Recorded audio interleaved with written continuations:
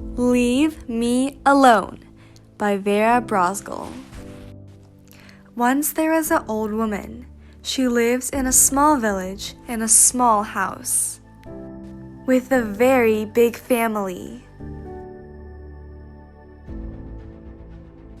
Winter was coming.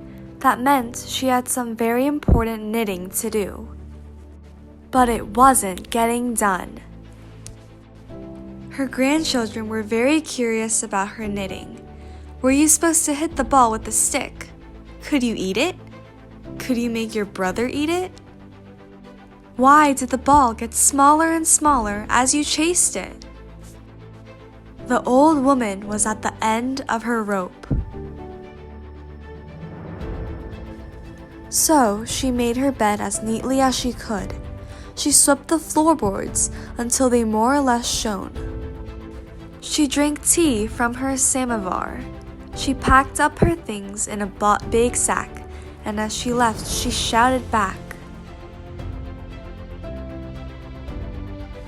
"Leave me alone!" The old woman walked through a deep, dark forest. She made a fire so that she could see what she was doing.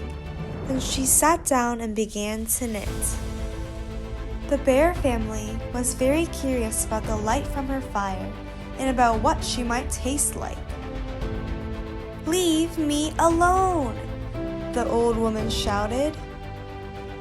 But they didn't listen because bears don't speak English. So she picked up her sack and left. The old woman climbed up the mountainside. It was so cold, so she found a small, sheltered place. The mountain goats were excited to have a visitor, especially one that brought snacks. "Leave me alone!" the old woman shouted. But the goats were too busy fighting over the red ones, which they all agreed were the best. So she picked up her sack and left. The old woman climbed higher and higher up the mountain. She reached the top and climbed onto the moon. She found a rock that was shaped like a chair.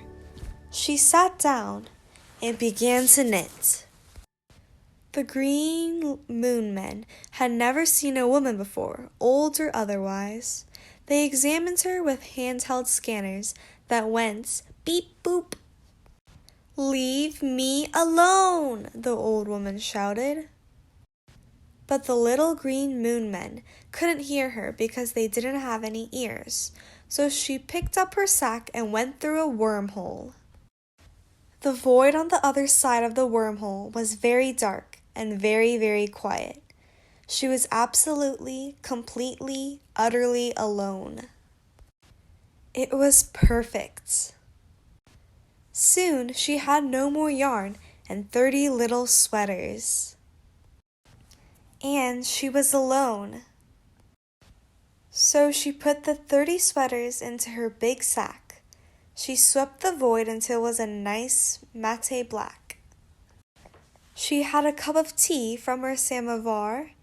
Then she picked up the sack and left through another wormhole.